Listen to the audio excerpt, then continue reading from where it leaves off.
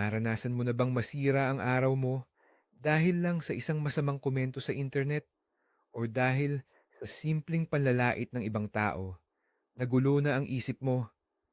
Paano kung sabihin ko sa'yo, mayroong isang sinaunang cheat code para sa isip mo, isang paraan para salain at itaboy ang lahat ng negatibo, parang isang matibay na kalasag na hindi tinatablan ng anumang atake. Ngayon, hindi natin pag-uusapan ang positibong pag-iisip na ngiti lang ng ngiti at magiging maayos na ang lahat. Sa halip, sisilipin natin ang Stoicism, ang pilosopiya ng mga Romanong emperador at gladiator. At ipinapangako ko, malalaman mo kung paano gawing lakas ang bawat hamon o pagsubok sa iyo.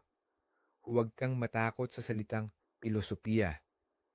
Ang Stoicism ay hindi nakakaantok na mga leksyon, kundi isang praktikal na gabay sa buhay na binuo higit 2,000 taon na ang nakakaraan sa ancient Greece at Rome. Ang mga pangunahing personalidad dito ay si Emperor Marcus Aurelius, ang tagapayo ng emperador na si Seneca, at ang dating aliping si Epictetus. Ang mga taong ito ay humarap sa pagtataksil, digmaan, at malalang panganib araw-araw. At ang kanilang sistema para makaligtas at umunlad ay epektibo pa rin hanggang ngayon. Ang pangunahing ideya ng mga Stoic ay napakasimple ngunit napakatalino. Ang susi sa kapayapaan at lakas ay wala sa labas nating mundo, kundi sa loob mismo ng ating isip. Kaya alamin natin kung paano natin ito magagamit. Kaya, umpisahan natin sa mismong pundasyon, sa operating system para sa ating isip, na tinawag ng mga Stoic na dikotomya ng kontrol. Medyo pang siyensya or technical pakinggan, pero sa totoo lang, ito ang pinakasimple at pinakamabisang ideya. Isipin na lang na gumuhit kayo ng linya, hinahati ang buong sansinukob sa dalawang bahagi. Sa isang panig, naroon ang lahat ng bagay na hindi ninyo kayang kontrolin. Sa kabilang panig naman, ang mga bagay na nasa inyong ganap or 100% kontrol. Ano nga ba ang nasa unang kategoryang yan, yung mga bagay na hindi natin makontrol? Halos lahat. Ang panahon, ang palitan ng pera, ang traffic sa daan, at ang pinakamahalaga na kailangan nating intindihin ngayon. Kasama dito ang mga opinyon, salita, at maging ang mga kilos ng ibang tao. Ang kanilang kritisismo, ang kanilang papuri, ang kanilang masasamang komento, o maging ang kanilang ganap na pagwawalang bahala. Ang subukang pilitin na baguhin ang kanilang opinyon ay parang sumigaw sa isang bagyo para lang baguhin nito ang direksyon. Ito ay isang walang saysay, nakakapagod na laban kung saan sigurado kang matatalo at mauubos lang ang lahat ng iyong lakas. Kung gayon, ano pa ang natitira? Ano pa ba talaga ang kaya nating impluensyahan? Dito nagsisimula ang pinakamahalaga. Dahil sa kabilang panig ng lahat ng ito, may isang bagay na tunay na mahalaga at lubos na nasa kontrol mo. Ito ay ang sarili mong mga kaisipan, ang iyong paghuhusga sa mga nangyayari, at ang iyong mga reaksyon sa mga pangyayaring ito. Pag-isipan mo ito. Walang sino man ang makakapasok sa isip mo para pilitin kang masaktan o magdamdam. Walang sino man ang makakakontrol sa damdamin mo para sa pilitang buhayin ng galit o lungkot sa puso mo nang walang pahintulot mo. Ang mundo sa labas ay maaaring magbigay ng dahilan. Maaari itong maghatid ng isang pangyayari. Ngunit ang lebel na ilalagay mo sa pangyayaring iyon, kung maganda, masama, nakakatakot o nakakainsulto, ay tanging desisyon mo lamang. At sa desisyong iyan, nakapaloob ang napakalaking kalayaan at lakas. Ito ang tunay mong superpower, ang kakayahang pamahalaan ang iyong panloob na mundo, anuman ang kaguluhan sa labas. Kaya, ang unang praktikal na hakbang na gagawin natin ngayon ay sadyang itigil ang paglaan ng ating mahalagang enerhiya at oras sa mga bagay na wala sa ating kontrol. Isipin na ang iyong enerhiya ay isang limitadong resource tulad ng singil sa baterya ng iyong telepono. Sa tuwing nagagalit ka sa traffic, nag-aalala sa masamang tingin ng iba o nakikipagtalo ng ilang oras sa internet, ay inuubos mo lang ang iyong singil sa wala. Para mas maintindihan, magbigay tayo ng isang konkretong halimbawa. May nagbigay sa iyo sa social media ng galit at hindi makatarungang komento. Ang komentong iyon, sa totoo lang, ay koleksyon lang ng mga pixel sa iyong screen. Ito ay isang panlabas na katotohanan, tulad ng ingay ng ulan sa labas ng bintana. Umiiral ito ng hiwalay sa iyo. Hindi mo ito mabubura sa isip ng ibang tao o mapipilit silang mag-isip ng iba. Wala ito sa iyong kontrol. Pero ang mangyayari pagkatapos niyan ay lubos at ganap na nasa ilalim ng iyong responsibilidad. At pagkatapos niyan, narito ang nagaganap. Sa pagitan ng pangyayaring ito, ang paglabas ng isang komento at ng iyong reaksyon dito, may palaging isang napakaliit na paghinto, isang pitik lang ng segundo. Karamihan sa mga tao ay dumadaan sa paghinto na ito ng parang naka-automatikong piloto. Agad na nagre-reaksyon ng may galit, inis, o kagustuhang magdepensa. Hindi man lang nila napapansin na mayroon pala silang pagpipilian. Pero itinuturo ng mga stoic na pahabain ng sandaling ito. Gawin itong mula sa isang iglap lang, tungo sa isang sadyang sandali. Sa sandaling iyon, kailangan mo lang huminto at tanungin ang sarili, nasa kapangyarihan ko ba ito o hindi? Ang komento mismo, hindi. Pero ang reaksyon ko rito, oo. At sa sandaling iyon, maaari kang pumili na hindi masaktan. Maaari kang pumili na hindi magalit. Maaari kang pumili na ituring ang mga salitang ito bilang walang kabuluhang ingay. Hindi mo pinipigilan ang iyong damdamin, nagpapasya ka lang na huwag silang likhain ng walang dahilan. Ang pangunahing ideya ng stoicismo na binuo na ni Epictetus noon pa man ay hindi ang mga bagay mismo ang nagpapahirap sa tao, kundi ang kanilang mga pananaw o paghuhusga tungkol sa mga ito. Pag-isipan natin kung gaano kalalim ang kahulugan niyan. Hindi ang mismong pang-iinsulto ang bumabagabag sa inyo, kundi ang inyong panloob na paghuhusga. Hindi ito patas, minamaliit ako, nasa panganib ang aking reputasyon. Ang pang-iinsulto ay hindi isang objetibong realidad tulad ng grabidad. Ito ay isa lamang subhetibong opinyon ng ibang tao na nagiging nakalalason lamang kapag kayo mismo ang pumayag dito at pinalagpas ito sa inyong panloob na salaan ng pagdama. Kung tatawagin kayong girap ng isang tao, hindi naman kayo ma-offend, di ba? Or masasaktan. Iisipin nyo lang na kakaiba ang taong iyon. Dahil alam na alam ninyo na hindi kayo girap. Kaya, bakit naman kayo na-offend or nasasaktan kapag tinatawag kayong bobo or walang kakayahan? Dahil sa kaibuturan ng inyong puso, may munting uod ng pagdududa. Ang isang stoic naman ay tinuturing ang anumang pang-iinsulto tulad din ng pagpapahayag na ikaw ay girap bilang impormasyon na walang anumang kinalaman o halaga sa kanya. Isipin natin ito bilang isang malakas na metapora. Isipin mo na ang iyong isip ay isang hindi malulusob na kuta. Ang iyong panloob na kuta ng katahimikan. Sa labas, maaaring magngalit ang mga bagyo. Ang hukbo ng kaaway ay maaaring sumigaw ng mga insulto sa ilalim ng mga pader at magpakawala ng nagliliyab na pana ng tsismis at pagpuna. Ngunit walang sino man, walang wala, ang makakapasok sa kutang ito nang walang personal mong pahintulot.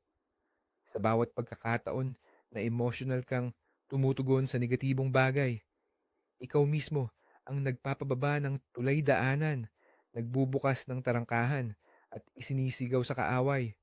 maligayang pagdating, magpakasawa, at pakiramdam ninyo ay nasa sarili ninyong bahay na kayo. Heto, ang isang silid na may tanaw sa aking pagpapahalaga sa sarili. Ikaw mismo ang nagbibigay ng kapangyarihan sa mga salita ng iba sa iyong panloob na mundo. Itinuturo sa atin ng stoicismo na panatilihing mahigpit na nakasara ang tarangkahan ng kuta. Pagmasdan ng lahat ng nangyayari sa labas ng may kapayapaan ng isang komandante na batid na matibay ang mga pader at walang kapangyarihan ang kaaway. Ang susunod na praktikal na kasangkapan na magagamit araw-araw ay ang kakayahang ihiwalay ang mga purong katotohanan mula sa emosyonal na paghuhusga. Madalas, gustong gawing drama ng ating utak ang mga bagay.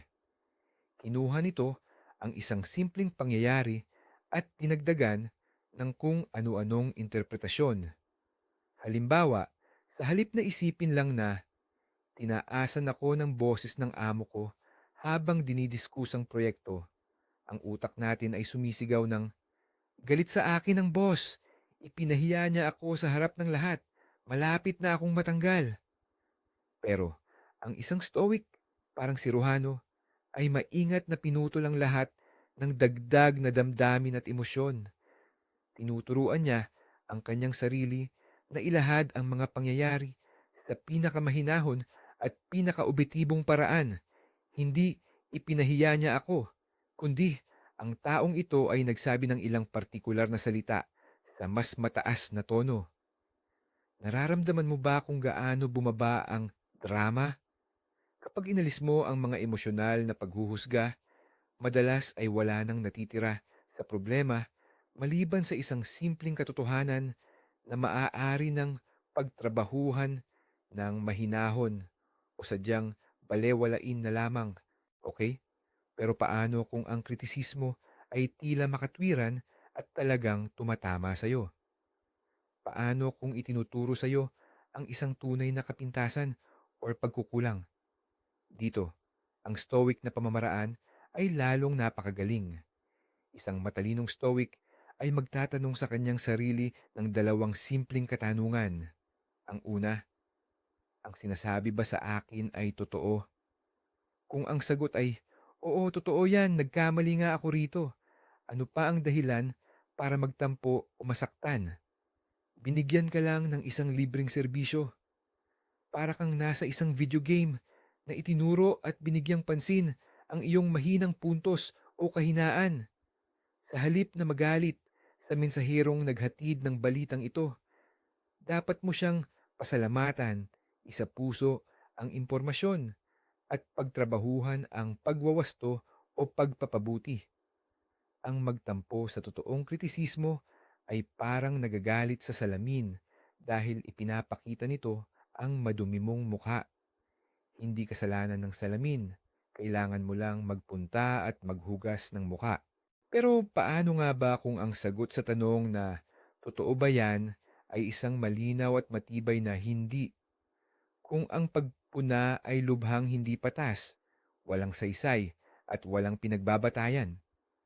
Kung ganoon, ang isang stoic ay magtatanong sa kanyang sarili ng ikalawang katanungan. Ano ang dahilan para emosyonal akong tumugon dito?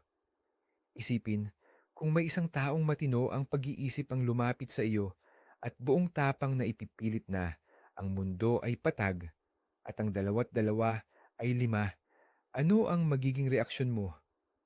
Malamang magkikibit balikat ka lang at aalis.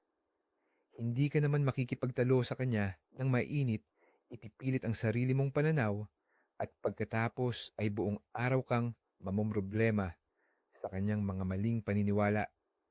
Nauunawaan mo na yon ay kanyang pagkakamali, kanyang problema, ang kanyang baluktot na pagtingin sa realidad. Kaya naman, bakit tayo labis na nagre-react kapag may nagpapahayag ng ganoon ding kamalian o maling pananaw tungkol sa atin? Para sa isang stoic, ang maling kritisismo ay ingay lamang, isang bug sa programa ng iba na walang anumang kinalaman sa sarili niyang sistema. Ngayon, Sirain natin ang isa sa pinakamalaki at pinakapanganib na maling akala.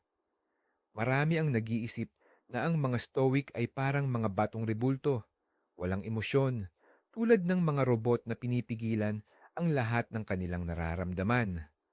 Kalokohan yan.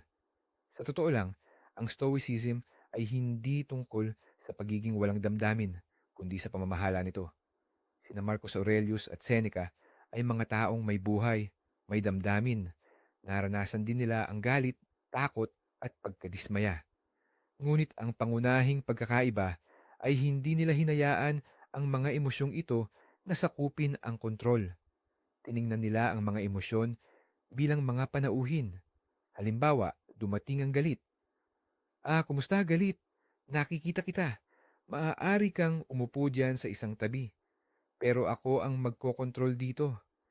Sila ang may-ari ng kanilang sariling panloob na tahanan at hindi mga alipin ng kanilang panandaliang damdamin. Ang layunin ng isang stoic ay hindi ang maging manhid, kundi ang makamit ang estado ng apathy sa orihinal nitong kahulugan sa Griego. Ibig sabihin, ang kalayaan mula sa mga matitinding pagnanasa, mula sa hindi makontrol at walang katwirang reaksyon. Narito ang isa pang napakagandang teknik para mapanatiling malusog ang ating isip.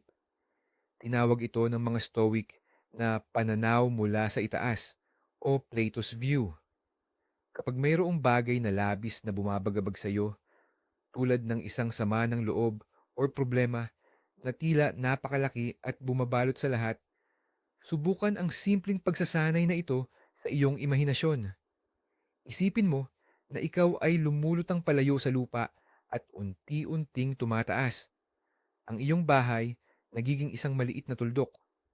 Pagkatapos, ang iyong lungsod, ang buong bansa, hanggang sa ang buong planeta ay nagiging isang maliit na asul-berdeng bola na lumulutang sa napakalawak at madilim na kalawakan. Ngayon, mula sa taas na iyon, subukan mong hanapin ang iyong sarili at ang iyong napakalaking problema. Sa sukat ng universo, tila isa lang itong napakaliit na butil ng alikabok, hindi ba? Ang pamamaraang ito ay hindi nangangahulugang binabaliwala ang iyong damdamin. Sa halip, nakakatulong ito upang ibalik ang lahat sa tamang perspektibo at ipaalala sa iyo na ang karamihan sa ating mga pang-araw-araw na pag-aalala ay hindi karapat-dapat sa lahat ng stress at pagkabahala na ating ibinibigay sa kanila. Ang mga Stoic ay patuloy na isinasabuhay ang tinatawag na memento mori, ang pag-alala sa kamatayan. Pakinggan ay parang madilim, ngunit sa totoo lang, ito ay isa sa mga pinakanakakapagbigay saysay sa buhay na prinsipyo. Ang patuloy na pagpapaalala sa sarili na limitado lang ang ating panahon dito sa mundo ay nagsisilbing pinakamabisang salaan para sa lahat ng hindi mahalaga. Kapag natanto mo na mayroon ka lang takdang bilang ng araw, oras at minuto, magsisimula kang magtanong sa sarili, gugulin ko ba ang natatangi at hindi na maibabalik na oras na ito sa galit, sama ng loob, o pakikipagtalo sa isang estranghero sa internet? Ang sagot ay halos palaging hindi. Isinulat ni Marcus Aurelius sa kanyang talaarawan. Hindi magtatagal. Makakalimutan mo na ang lahat at makakalimutan ka rin ng lahat. Hindi ito nakakalungkot na pag-iisip, bagkus ito ay nakakapagpalaya.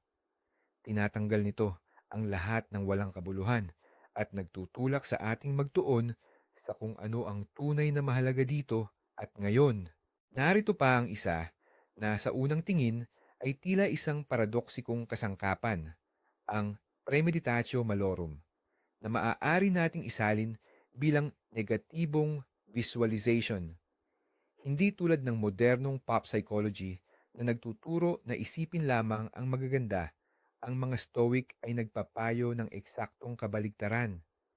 Tuwing umaga, irerekomenda nilang maglaan ng ilang minuto at isipin na maaaring maging masama ang lahat.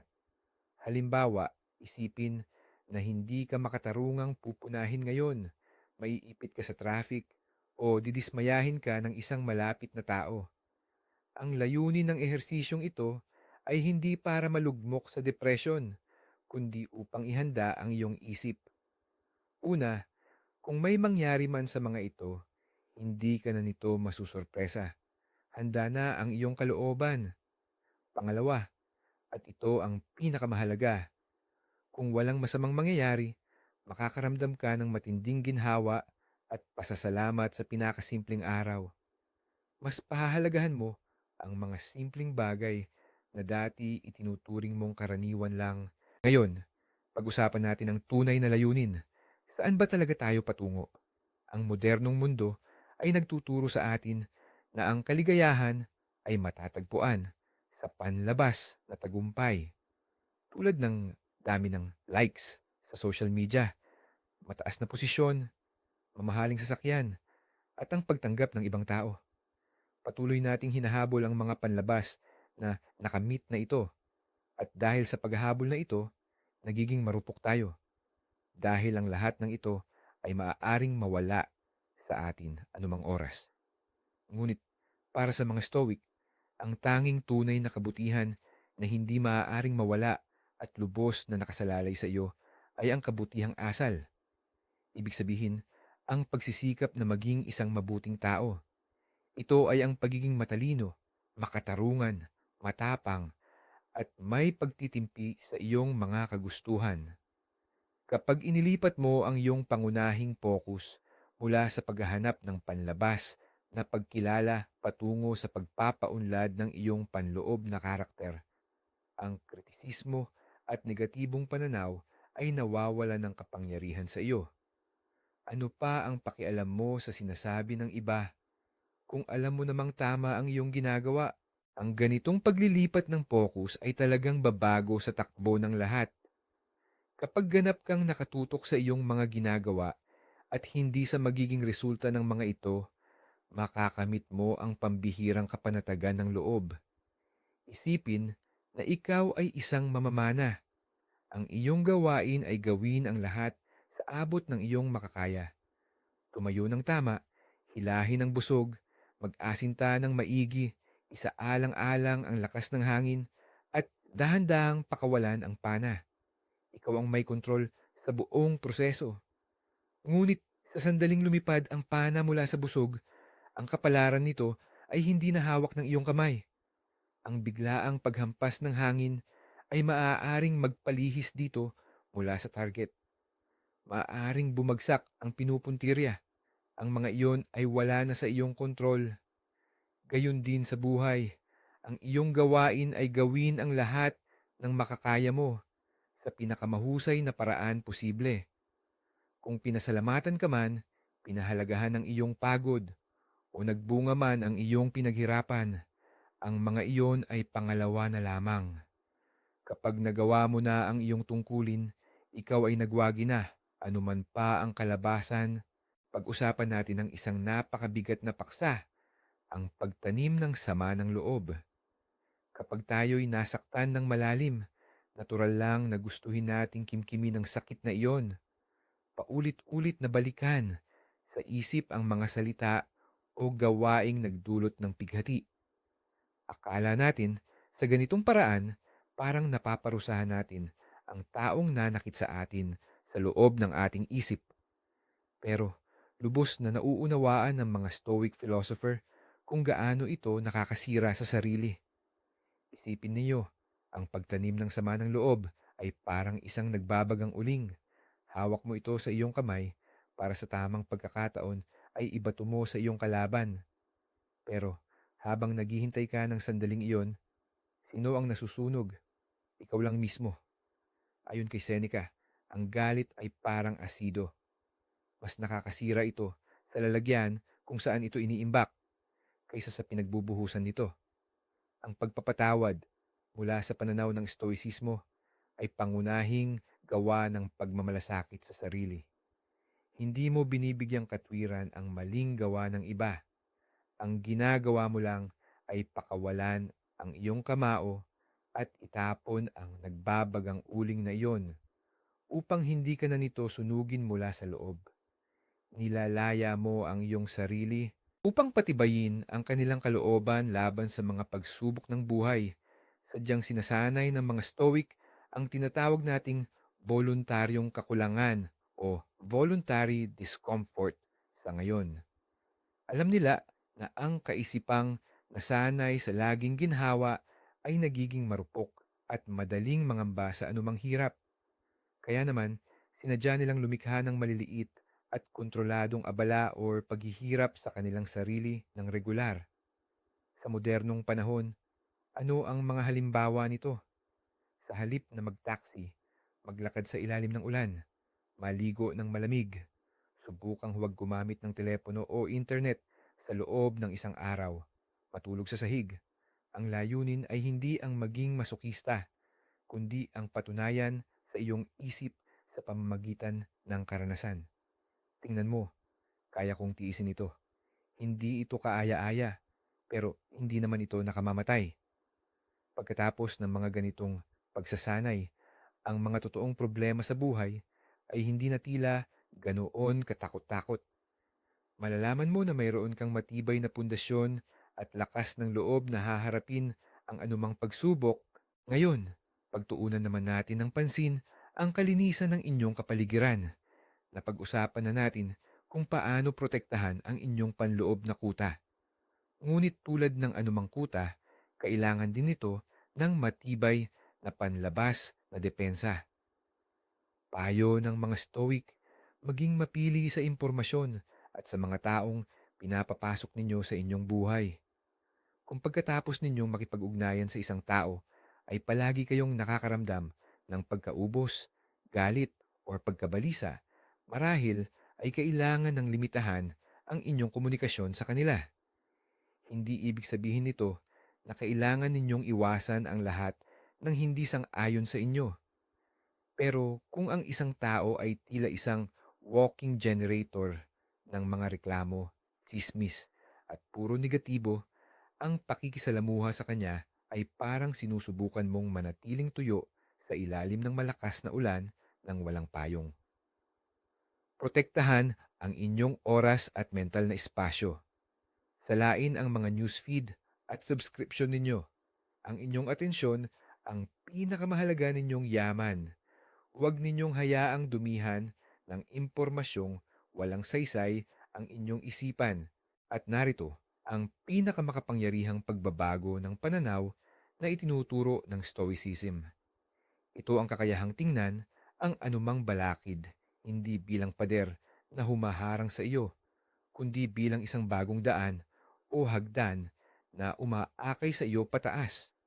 Ipinaliwanag ito ni Emperador Marcus Aurelius ng ganito: ang sagabal sa pagkilos ay nagtutulak sa pagkilos. Ang humahad lang sa daan ay nagiging daan. Ano ang ibig sabihin nito? Anumang negatibong bagay, anumang pagsubok, anumang kritisismo, hindi lang ito problema. Ito ay isang pagkakataon. Pagkakataong magsanay sa pagiging mapagpasensya. Pagkakataong magpakita ng tapang. Pagkakataong maging mas matalino. May nang insulto ba sa iyo? Ito ay isang mahusay na pagkakataon para magsanay ng pagpipigil sa sarili. Nabigo ba ang isang proyekto? Ito ay isang napakahalagang aral para sa hinaharap. Kapag sinimulan mong tingnan ang mundo sa ganitong pananaw, ikaw ay nagiging hindi matatalo. Dahil ang lahat ng itinapon ng mga kaaway o ng tadhana sa iyong paanan upang ikaw ay madapa ay maaari mong pulutin at gamitin para maitayo ang iyong pedestal. At narito na tayo sa pinakamahalaga, sa mismong pagliko na nagbabago ng lahat. Sa loob ng maraming taon, iniisip nating ang ating pangunahing layunin ay baguhin ang mundo sa paligid natin, gawing mas mabait ang mga tao, at ipilit na paboran tayo ng mga pangyayari. Para lang tayong lumalaban sa hangin. Ngunit ang tunay na sikreto ng Stoicismo, ang kanyang kapangyarihan, ay nakasalalay sa isang kamanghamanghang katotohanan. Hindi mo na kailangang baguhin ang mga bagay sa labas. Ang tanging kailangan mong baguhin ay ang iyong saloobin. Sa sandaling matanto mo na walang sino man o anumang makakapinsala sa iyong isipan nang walang pahintulot mo, nagiging tunay kang walang kalaban-laban. Ang insulto ay nagiging ingay, ang kabiguan ay nagiging aral, ang trahedya ay nagiging pagsubok sa iyong karakter. Ito ang tunay na tagumpay, hindi laban sa iba, kundi laban sa nag-iisang kalaban na mahalaga, ang iyong sariling mga reaksyon na hindi mo kontrolado. Bilang pagtatapos, isa lang ang importante. Hindi mo kontrolado ang mga bagay na dumarating sa iyo, pero kontrolado mo kung paano mo ito tatanggapin. Ang iyong panloob na kuta ay hindi magigiba, maliban kung ikaw mismo ang magbubukas ng mga tarangkahan. Salamat sa panonood ng video na ito hanggang dulo. Kung nagpabuklat ito ng iyong isipan o nagbigay kahit isang kapaki-pakinabang na aral, paki-like at mag-subscribe sa channel para hindi mo mapalampas ang mga bagong video. Ngayon, may tanong ako para sa iyo. Anong uri ng negatibong saloobin ang pinakamahirap mong balewalain? Ang kritisismo mula sa mga mahal sa buhay, ang pang-aatake ng mga estranghero online, o ang sarili mong mapanuring pag-iisip? Isulat ang iyong sagot sa comments. Pag-usapan natin